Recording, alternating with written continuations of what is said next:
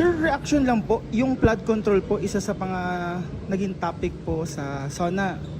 In fact, parang first 2 minutes it was mentioned and may allude na malapit na daw masampahan nga po ang dating speaker. Dapat ba ganun lang ang narinig natin? Dapat ba yung malapit ng sampahan, hindi man lang binanggit ang pangalan kung sino yung former speaker?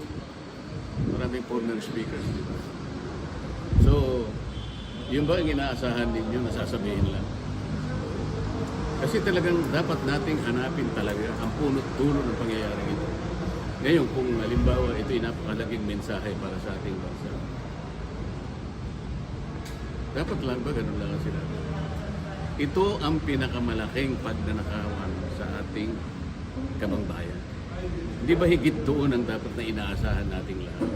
Lalo na kayo sa media, kayo po ang ginagamit ng ating mamamayan para malaman nila ang nagaganap. Ano ibig sabihin ng SONA? Pagtalakay sa kabuuang kalagayan ng ating bansa. Sinalakay Martin Romualdez. Ilan ang tumestigo kayo nakakaalam? Ano ba ang date ng complaint affidavit na unang ibinigay kay Martin Romualdez? Abril 2026 pa ang date nun. Yung ibinigay na complaint affidavit sa amin, May 15. Sa mga tweet, nauna ng isang buwan yun sa kanya. Tanungin ninyo ang ombudsman. Meron na bang ibinigay na counter affidavit si Martin Romualdez? Kailangan itanong nyo sa kanya. Nauna ng isang buwan yun kaysa sa akin. Bakit ngayon sasabihin ng presidente na sasampahan na siya? Hindi man nyo itatanong kung siya ay nagsubmit na ng counter affidavit. Hindi ba mahalaga sa inyo na malaman nyo kung meron nga? Kasi kung wala pa siyang counter affidavit hanggang ngayon, Abril pa yun eh. Sa mga tweet, paso na yun. Kung nakapag-submit siya, halimbawa, bakit wala pang resolution? Ito ay mahalagang tanong na dapat hanapan ninyo ng sagot. Nauna siya ng isang buwan. Ngayon, wala akong makita. Baka sakali, nag-submit siya ng counter affidavit. Kung hindi naman nag-submit, default na siya. Dapat meron ng resolution, dapat meron ng information. Kung wala, bakit? Senator, may plano. So sir, ano daw po yung ganap? Preliminary conference for what case po yan? Remarking lang yan. Remarking po. Parte ng processes ng court yan. Para sa gano'n, makatipid sa oras. Para alam na natin ano ba yung mga ipipresent na evidence ng magkabilang panig. Sir, bakit po required po yung attendance po ng mga accused for this remarking? Kasi usually po, hindi na po nire-require. Ano po ba ang kaibahan po? Actually, hindi naman kami require kasi nung huling hearing, sinabi na narinig namin, pre-marking lang naman ito. The accused are not even required to be present, except kung gusto nila voluntarily. Kaya nga ako, alam ko pre-marking ngayon, hindi naman kami kailangan pumunta. Itong tatlo, nandun na sa...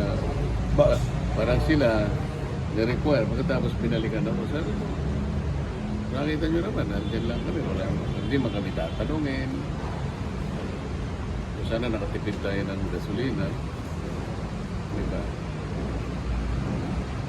Sir, so far po, kamusta po kayo ngayon po na gumugulong na po yung process po dito sa Sandigan Bayan regarding nga dito po sa ina-allege sa inyo? Ako sasagot. Doon sa kwarto niya, napakainit. And, ay, dito? Ito. Ay, hindi. Sitwasyon naman niya sa kwarto niya. Mainit yung kwarto niya.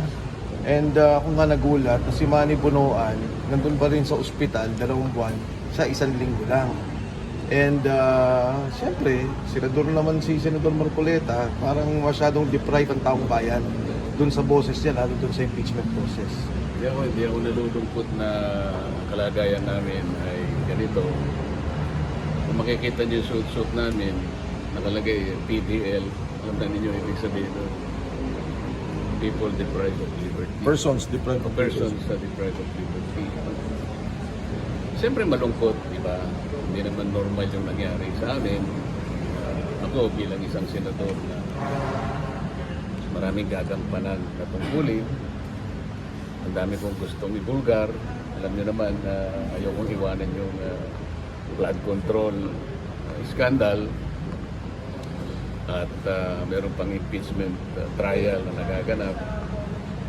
So hindi nyo maaalis sa akin na maisip ko talaga na itong nangyari sa akin lalo na was politically motivated. Ang katuwiran ay dalawang bagay para hindi ko na gampanan ang tungkulin ko para malaman ng taong bayan kung sino ba talaga. Mag-file ng motion para maka-attend po sa impeachment proceedings. Meron akong final na manifestation sa Senado. Doon ay inilahad ko ang katuwiran na likal kung bakit kailangan humanap ang Senado ng kaukulang pamamaraan para si Senator Jinggoy at ako ay makapag-participate sa nagaganap na impeachment trial. So, Senator, how Ang aking confident pagkakakulong dito ay hindi nangangahulugan na hindi na ako senador. Ang pagkakakulong ko dito hindi nangangahulugan na nabawasan na yung number ng 24 na senador ng ating bansa. Nananatili yun at kahit kailan hindi yun ma-alter. Pwede lang palitan yung 24 kapag may namatay, kapag may nag-resign o napatungan na hindi niya na kayang tukdin ang kanyang tungkulin. Maliban sa tatlo na yon, wala na. So nananatiling bilang ng Senado, 24. manifestation? Wala pang akong na-receive na sinususpindi ako eh. Mangyayari itong kautusan na to sa Senado, hindi sa Korte. Kasi senador ako eh. So dapat, bilang tulong nyo na sa amin, i-follow up ninyo yung manifestation. Sapagkat alam ko, ite-take up ng Senado yon at ng impeachment court. If ever po i-take up ito, Senator, bale, ang measure po ba na gagawin parang via video conference? Nasa sa kanila yon sapagkat sinight ko lahat ang mga legal basis kung paano katungkulan ng Senado na humanap sila ng paraan para kami, kahit sa ganitong kalagayan, makasali kami sa isang ongoing impeachment process. Senator, Okay. may we know what date po na-submit tong manifestation na to? Ha? What Anong date date? po Na-submit? na-submit yung manifestation na yun? Ano bang araw? Ngayon? 28, sir. Tuesday. Hindi ko, 4 or 5 days ago. Right po. Mga around last Kayo nakakawal. Sige po. Hanapin ninyo para naman magkaroon tayo ng balita ano na ang aksyon na ginawa ng aking mga kasama sa Senado. Okay? Thank you, Senator. Thank you. Kung inaasahan ng taong bayan dun sa SONA, higit sa lahat yung korupsyon, ano yung pananagutan. Kasi yung lahat ng krisis, paghirap, lahat ng mga ginagawa natin, bunga ng korupsyon na nakita natin. Ang mga nakakulong, si Senator Bong Revilla, si Senator Jinggoy kasi hindi sumama sa mayorya, tapos si Senator Dante Marcoleta dahil nga doon sa patuloy niyang pagtulak na ilabas yung katotohanan tungkol sa flood control scandal. Ngayon, yun lang ang mga nakakulong. Yung mga nakakulong pang iba, nakasama namin, puro mga maliliit na kawani. Empleyado ni Alcantara, empleyado ni Bernardo, empleyado ni Opulencia. Ito mga binanggit kong pangalan, empleyado ni Manny Bunuan, ito ginawang mga witness. Hinahanap ng tao nasan si Manny Bunuan, nasan si Pangandaman, nasan si Bersamin, Lucas Bersamin, Adrian Bersamin, Traigib Ulaybar. Walang nakukulong. Tapos si Martin Romualdez, investigasyon pa rin, mag-iisang taon na. Kaya nga sinasabi ko parati mas marami pang nakasuhan dun sa mga sumisigaw laban sa korupsyon kesa doon sa nangyaring korupsyon sa ating bansa. So, plunder. Pagkatapos yung mga empleyado ng DPWH, kausap ka rin kasama ko eh. Empleyado ni Bernardo, empleyado ni Alcantara. Yung mga boss naging witness, sila empleyado. So, yun yung naging nangyari dun sa SONA. Pagkatapos yun ng pangalan ni Speaker Martin Romualdez, hindi naman nabanggit. Hopefully din naman ma-fight. Pero asa na yung kaso ni Manny Bunuan? Siya yung hepe ng pinaka malawakang korupsyon na ahensya, departamento, yung DPWH.